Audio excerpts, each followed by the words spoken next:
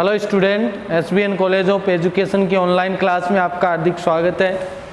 हम पढ़ रहे हैं शिक्षा के उद्देश्य, ज्ञान और पाठ्यचर्या। इस बुक में हमने फर्स्ट सेकंड इकाई पढ़ चुके हैं। आपकी तीसरी इकाई प्रारंभ हो रही है, जिसमें हमने इससे पहले वाले ऑनलाइन क्लास में हमने समकालीन शिक्षा दर्शन के बारे में अध्ययन किया था, जिसमें हमारा पहला टॉपिक था वो था महात्मा गांधी का जीवन दर्शन, यानी महात्मा गांधी के जीवन परिचय के बारे में हमने अध्ययन किया था कि इसने किस प्रकार शिक्षा दर्शन में 7-8 बुनियादी शिक्षा पर किस प्रकार जोर दिया, कब इसका जन्म हुआ, कहाँ पर एजुकेशन प्राप्त की, और इन प्रकार की प्रक्रियाओं के बारे में हमने अध्ययन किया था। आज हम करेंगे शिक्षा के उद्देश्य। आज हम पढ़ेंगे शिक्षा के उद्देश्य, यानी शिक्षा के महात्मा गांधी की नज़र में शिक्षा के क्या उद्देश्य थे, इन सब का अध्ययन करेंगे।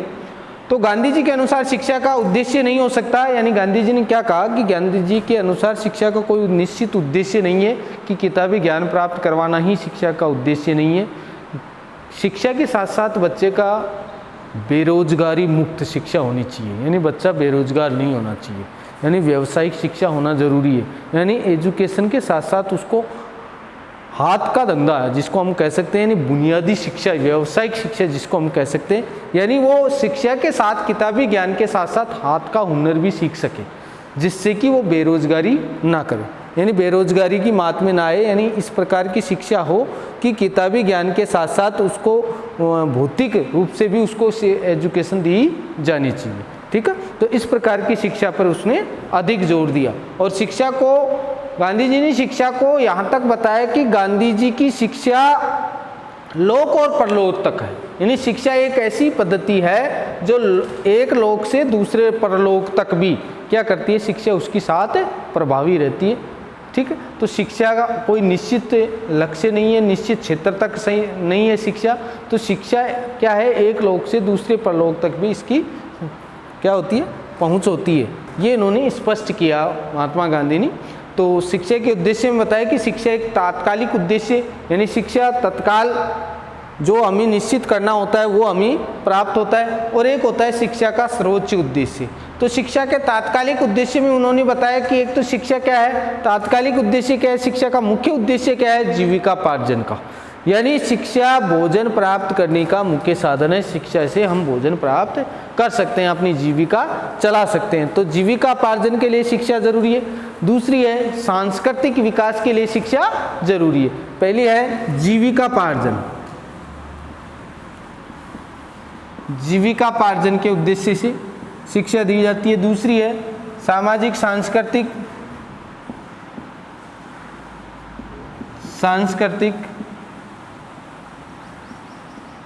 उद्देश्य के लिए भी क्या दी जाती है, शिक्षा निश्चित की जाती है। ठीक है, इसके अलावा नैतिक विकास के लिए भी शिक्षा दी जाती है। ये तो हो गए इसके तात्कालिक। नैतिक विकास, यानी नैतिक विकास का मतलब है चरित्र का विकास होना। ठीक है, तो शिक्षा जीविकापार्जन का साधन है। सामाजिक सांस्कृतिक जो प्रवृत्तियां हैं उनको परिवर्तन करती है, उसमें कार्य को संचालन करती है। इसके अलावा नैतिक जो चरित्र का विकास होता है उसके बारे में अपनी स्थिति को इंगित करती है। तो ये तात्कालिक उद्देश्य हैं शिक्षा के। इसके बाद उन्होंने बताया शिक्षा के सर्वोच्च उद्देश्य बताया, जिसमें व्यक्ति का सामंजस्यपूर्ण विकास होता है। व्यक्ति का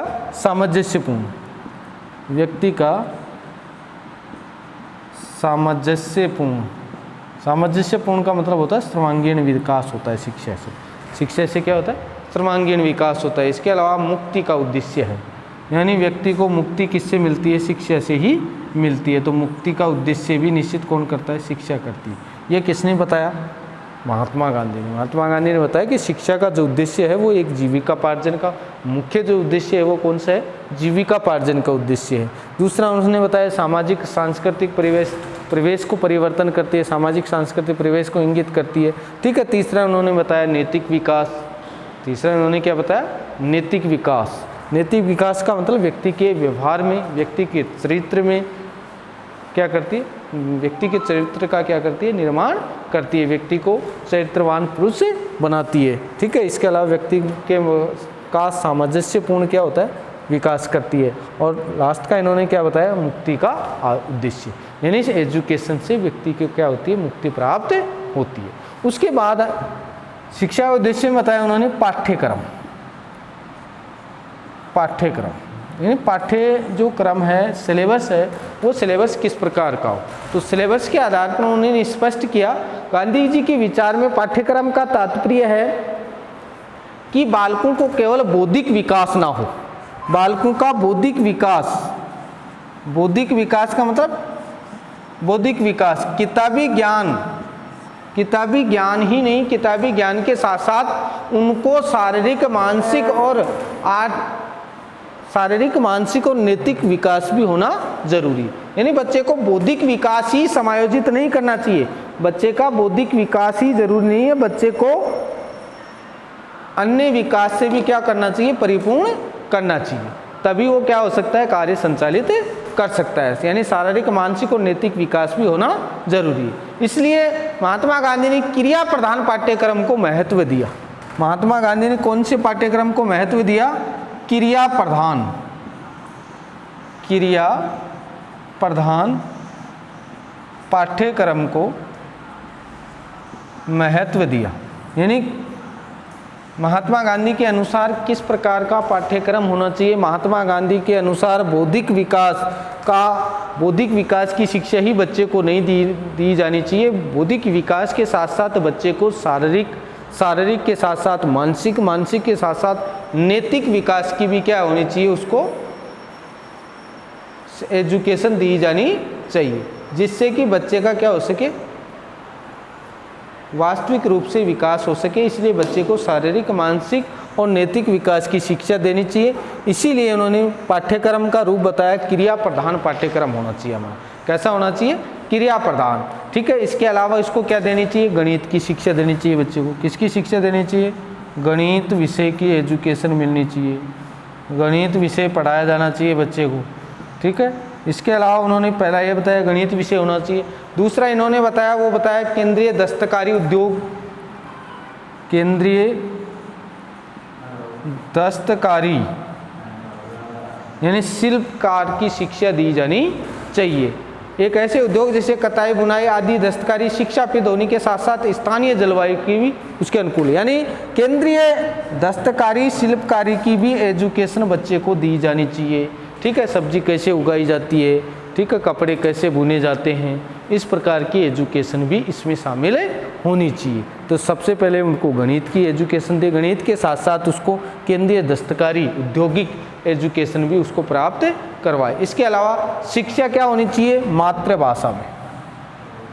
मातृभाषा में एजुकेशन दिया जाना चाहिए, मातृभाषा में शिक्षा दी जानी चाहिए। माध्यम कैसा होना चाहिए, मातृभाषा, यानी मातृभाषा में ही उसको एजुकेशन दिया जाना चाहिए।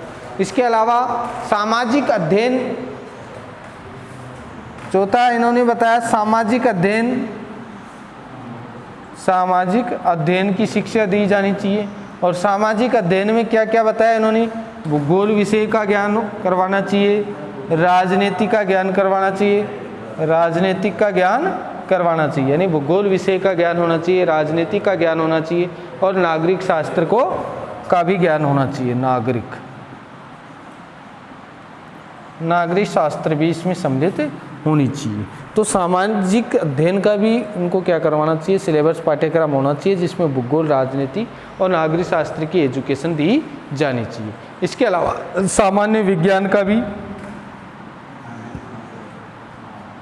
सामान्य विज्ञान यानी बच्चे को सामान्य विज्ञान की भी शिक्षा दी जानी चाहिए। सामान्य विज्ञान के साथ साथ चित्रकला का विषय भी रखना चाहिए, चित्रकला विषय, ठीक है। तो इन्होंने क्या स्पष्ट करवाया, इन्होंने करवाया कि जो शिक्षा का उद्देश्य है वो तात्कालिक उद्देश्य भी है और तात्कालिक उद्देश्य के साथ साथ क्या है, शिक्षा का सर्वोच्च उद्देश्य, यानी तात्कालिक उद्देश्य और सर्वोच्च उद्देश्य यानी विस्तृत उद्देश्य है। तो इस आधार पर जो हमारा पाठ्यक्रम है वो पाठ्यक्रम की कैसा होना चाहिए, क्रिया प्रधान पाठ्यक्रम होना चाहिए, उसमें गतिविधियाँ होनी चाहिए, शारीरिक, मानसिक, नैतिक विकास की गतिविधियाँ होनी चाहिए, यानी उसमें कुछ ना कुछ क्रिया होनी चाहिए। और वो क्रिया क्या होनी चाहिए, गणित विषय भी उनको पढ़ाया जानी चाहिए जिससे कि उनका मानसिक विकास भी हो, ठीक है। इसके साथ साथ उनको गणितीय विधि का भी ज्ञान हो, इसके अलावा केंद्रीय दस्तकारी, ठीक है, सब्जी उगाना, कृषि पद्धति की शिक्षा, ठीक है, इसके अलावा जो पशुपालन की है, इस प्रकार की एजुकेशन भी उनको दी जानी चाहिए। और जो एजुकेशन है वो कैसी होनी चाहिए, मातृभाषा में होनी चाहिए। सामाजिक विषय का ज्ञान होना चाहिए, सामाजिक विज्ञान का ज्ञान होना चाहिए, सामान्य विज्ञान का ज्ञान होना चाहिए और चित्रकला विषय का भी ज्ञान होना चाहिए। ये महात्मा गांधी ने स्पष्ट किया। चित्र शिक्षा के तात्कालिक उद्देश्यों में इन्होंने बताया कि जीविका पार्जन का उद्देश्य, जीविका पार्जन का उद्देश्य में इन्होंने बताया कि गांधी जी का मानना था कि शिक्षा बालकों को बेरोजगारी के विरुद्ध एक प्रकार की सुरक्षा है। यानी जीविका पार्जन में उन्होंने बताया कि बालकों की जो एजुकेशन है वो एजुकेशन अगर हम प्राथमिक स्तर पर एजुकेशन देते हैं और प्राथमिक स्तर के बाद अन्य स्तर पर जब हम एजुकेशन देते हैं तो बालकों के सामने सबसे बड़ी, अगर हम एजुकेशन अच्छी देंगे तो बेरोजगारी के विरुद्ध क्या होगी, उनकी शिक्षा होगी, और बेरोजगारी के विरुद्ध उनकी शिक्षा होगी तो उनको रोजगार मिलेगा, रोजगार प्राप्त करेंगे तो उनकी जीविका पार्जन का साधन उनको प्राप्त होगा। तो एजुकेशन, शिक्षा जीविका पार्जन से संबंधित होनी चाहिए, जिससे कि बालक क्या हो सके, बेरोजगारी का सामना ना कर सके। ये बात उन्होंने सांस्कृतिक विकास में बताया कि शिक्षा का उद्देश्य बालक में अपनी संस्कृति का ज्ञान कराता है। बालक जैसी संस्कृति होगी वैसे ही उसका व्यवहार होगा। यानी वास्तविकता ये सही है कि बालक में जिस प्रकार की संस्कृति होगी उसी प्रकार की संस्कृति का ज्ञान प्राप्त होता है। क्योंकि लॉर्ड मैकाले ने कहा था, एजुकेशन के बारे में कहा था कि भारतीयों को ऐसी एजुकेशन दो, ऐसे साहित्य पढ़ाओ, यानी ब्रिटिश साहित्य पढ़ाओ इनको, जिससे कि वो साहित्य पढ़ने से वो अपनी मन से क्या हो जाएंगे, ब्रिटिशवासी हो जाएंगे। यानी किसी का साहित्य या किसी विषय के पीछे पड़ जाते हैं तो वो उसको उसी का क्या हो जाता है, अनुभव हो जाता है, उसको उसी की स्थिति का पता चल जाता है। ठीक है। जिस प्रकार अंग्रेज भारत में आए तो पाश्चात्य संस्कृति को छोड़ गए तो लोग धीरे धीरे पाश्चात्य संस्कृति को अपनाने लग गए। ठीक है। तो कहने का मतलब है कि आप जैसे आप व्यवहार करोगे, जैसी संस्कृति अपनाओगे, उससे वैसा ही व्यवहार व्यक्ति के मन में या वैसा ही व्यवहार व्यक्ति करने लग जाएगा। इसलिए सांस्कृतिक परिवेश का बहुत अधिक महत्व है एजुकेशन में। इसलिए संस्कृति जैसी है वैसा ही व्यवहार उसका होता है और वैसा ही प्रदर्शित करता है। इसलिए महात्मा गांधी ने कस्तूरबा गांधी बालिका आश्रम स्थापित किया। यानी महात्मा गांधी ने कौन सा आश्रम स्थापित किया, कस्तूरबा बालिका आश्रम, जो वर्तमान में भी इस प्रकार की स्कूलें चलती है। महात्मा कस्तूरबा गांधी विद्यालय आज भी चलती है, जिसमें दूर दराज के बच्चों को, वहाँ बालिकाओं को रखा जाता है और एजुकेशन दिया जाता है, जिसमें व्यावसायिक शिक्षा पर बहुत अधिक जोर दिया जाता है। ठीक है। इसके अलावा उन्होंने विचार रखे कि उन्होंने अपनी बोलनी, उठनी, बैठनी, चलनी, कपड़े धोनी, पहननी और छोटे कार्य व्यवहार में संस्कृति को बहुत महत्व दिया है। मैं शिक्षा साहित्य को सांस्कृतिक से अधिक महत्व मानता हूँ। यानी महात्मा गांधी ने कहा था कि शिक्षा में साहित्य से ज़्यादा महत्व किसका है, संस्कृति का है। यानी साहित्य पढ़ने से व्यक्ति का व्यवहार परिवर्तन नहीं होता है, साहित्य पढ़ने से व्यक्ति उस प्रकार का व्यवहार नहीं कर सकता जितना संस्कृति है। यानी संस्कृति क्या कर देती है, परिवर्तन कर देती है, जबकि साहित्य परिवर्तन नहीं करते। इसलिए उन्होंने बताया कि साहित्य से ज़्यादा महत्व किसका है, सांस्कृतिक परिवेश का है। ये किसने कहा, महात्मा गांधी ने स्पष्ट किया।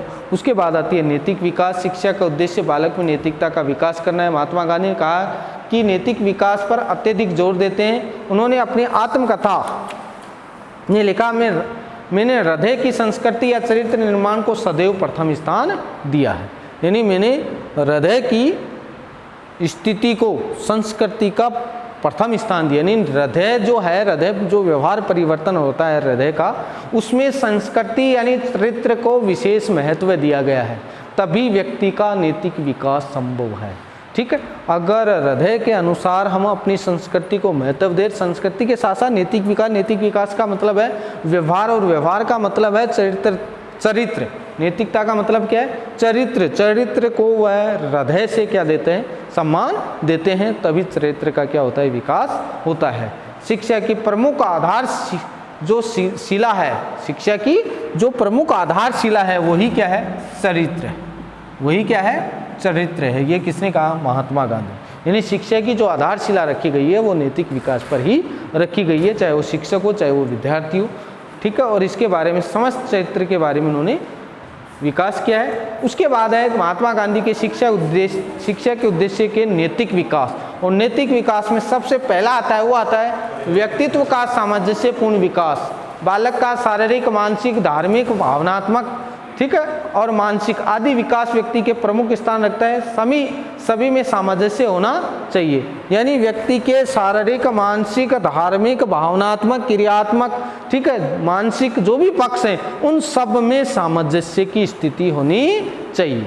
ठीक है, यानी बच्चे की शारीरिक, मानसिक, भावनात्मक, क्रियात्मक और धार्मिक इन सब में अपने आप में क्या होना चाहिए, सामंजस्य स्थापित होना चाहिए, तभी वो एजुकेशन या शिक्षा अच्छी मानी जाती है। ठीक है, शिक्षा का उद्देश्य बालक का सर्वांगीण विकास करना है।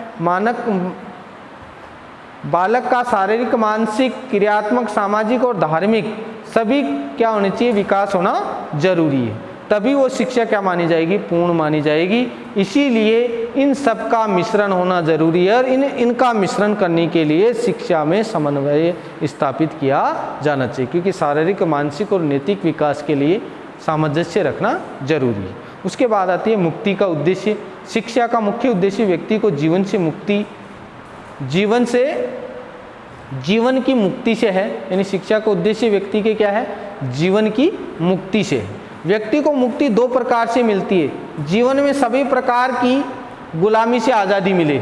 जीवन में व्यक्ति को कौन सी, यानी सभी प्रकार से जीवन में जीने के लिए क्या मिले, आज़ादी। मुक्ति क्या होती है, मुक्ति का मतलब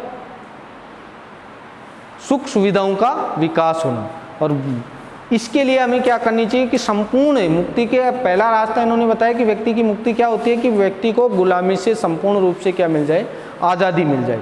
दूसरा इन्होंने बताया कि शिक्षा ऐसी होनी चाहिए जिसके द्वारा व्यक्ति को आध्यात्मिक स्वतंत्रता मिले। व्यक्ति की शिक्षा कैसी होनी चाहिए कि व्यक्ति को आध्यात्मिक आनंद मिले, आध्यात्मिक स्वतंत्रता मिले व्यक्ति को। ठीक है, और किसी भी व्यक्ति को शिक्षा ऐसी होनी चाहिए जिसमें आध्यात्मिक स्वतंत्रता मिले, और एक ऐसी स्वतंत्रता जो गुलामी की जंजीर से मुक्ति मिले। दो प्रकार की मुक्ति व्यक्ति को मिलनी चाहिए, और ये किससे मिलती है, एजुकेशन से मिलती है। ठीक है, शिक्षा के बगैर, यानी शिक्षा जीवन की मुक्ति से छुटकारा मिलता है। जीवन की मुक्ति का मतलब महात्मा गांधी ने यहाँ जीवन मुक्ति का मतलब शिक्षा के जो उद्देश्य हैं उस शिक्षा उद्देश्य में जो मुक्ति का साधन बताया, वो मुक्ति का साधन यानी मुक्ति का मतलब मोक्ष नहीं है। ठीक है, मोक्ष नहीं है, लेकिन मोक्ष के अलावा मुक्ति का मतलब है कि व्यक्ति अगर गुलामी में जीवन यापन करता है, अगर गुलाम रहता है, तो वो शिक्षा का वो अपने आप में क्या नहीं है, एजुकेशन नहीं है। एजुकेशन शिक्षा क्या है, शिक्षा है जो गुलामी से जीवन को क्या रखती है, स्वतंत्र रखती है। दूसरा क्या करती है कि ऐसी व्यक्ति की शिक्षा व्यक्ति की ऐसी है जो आध्यात्मिकता को क्या कर देती है, स्वतंत्र कर देती है, यानी सत्यता की ओर ले जाती है। इसलिए शिक्षा मुक्ति का साधन माना है। इसके अलावा बताया शिक्षा एक सार्वभौमिक उद्देश्य है। गांधी जी के अनुसार ईश्वर का ज्ञान एवं आत्म अनुभूति शिक्षा का सर्वोच्च लक्ष्य है। यानी शिक्षा प्राप्त करने का मतलब है ईश्वर में, अब ईश्वर के आत्मभात होना, यानी ईश्वर के साथ क्या होना, परिचायित होना। शिक्षा से ही ईश्वर प्राप्ति का लक्ष्य प्राप्त होता है, एजुकेशन से ही ईश्वर प्राप्ति का लक्ष्य प्राप्त होता है। आध्यात्मिकता आती है एजुकेशन से। ठीक है, और आत्म अनुभूति का तात्पर्य है कि जिस व्यक्ति अपनी आत्मा को पहचाने और शरीर को ईश्वर की भक्ति में लीन कर दे। गांधी जी ने अपनी आत्मकथा में लिखा कि टाइलस्टार फार्म में बालकों को शिक्षा का कार्य करने से पहले मुझे इस बात का ज्ञान हो गया था कि आत्मा का प्रशिक्षण स्वयं एक महान कार्य है, यानी खुद का प्रशिक्षण सबसे बड़ा कार्य है। यानी अपनी आत्मा का प्रशिक्षण कर ले, इसका मतलब सबसे बड़ा क्या हो गया, वो प्रशिक्षित व्यक्ति हो गया। आत्मा का विकास करना ही चरित्र का निर्माण करना है, यानी अपनी आत्मा को वश में करना ही अपनी चरित्र का विकास करना। अगर वह आत्मा को प्रशिक्षित कर दिया, आत्मा को चरित्रवान बना दिया, तो अपने आप में क्या है कि चरित्र अपने आप क्या हो गया, प्रभावी हो गया। एक व्यक्ति को ईश्वर तथा आत्म अनुभूति के लिए मननी करने के योग्य बनाता है। यानी एक व्यक्ति को ईश्वर की आत्म अनुभूति करने के योग्य कौन बनाता है, शिक्षा बनाती है। इसीलिए शिक्षा क्या है, सार्वभौमिक है, ये इन्होंने स्पष्ट की। तो शिक्षा के उद्देश्य में उन्होंने बताया कि शिक्षा जीविकापार्जन का साधन है। इसमें बता दिया कि महात्मा गांधी ने स्पष्ट कर दिया कि एजुकेशन कैसे होना चाहिए। एजुकेशन होना चाहिए हमारा वो एजुकेशन बेरोजगारी के विरुद्ध होना चाहिए, बच्चों को इसके साथ साथ अन्य एजुकेशन भी दिया जाना चाहिए, व्यावसायिक शिक्षा भी दी जानी चाहिए, जिससे कि बच्चा आसानी से अपने कार्य को संचालित कर सके, जीवन यापन कर सके। सामाजिक सांस्कृतिक परिवेश, क्योंकि साहित्य से ज़्यादा संस्कृति का महत्व महात्मा गांधी ने बताया। नैतिक विकास बताया और उसने अपनी आत्मकथा में लिखा भी कि हृदय से, आत्मा से, हृदय से मैं ये कहता हूँ कि नैतिक विकास यानी चरित्र का विकास ही अपने आप में मुख्य शिक्षा का द्वार है। यानी शिक्षा नैतिकता को विकसित करती है। इसके अलावा सामंजस्य स्थापित बताया। व्यक्ति में सामंजस्य का मतलब है कि शारीरिक, मानसिक, नैतिक, धार्मिक, क्रियात्मक, भावनात्मक सभी रूपों में बालकों के साथ शिक्षा एजुकेशन क्या करवाती है, सामंजस्य स्थापित करवाती है। ठीक है। इसके अलावा मुक्ति का उद्देश्य, मुक्ति का उद्देश्य दो प्रकार से महात्मा गांधी ने स्पष्ट किया कि जीवन में मुक्ति अगर प्राप्त करना चाहते हैं तो वो एजुकेशन से ही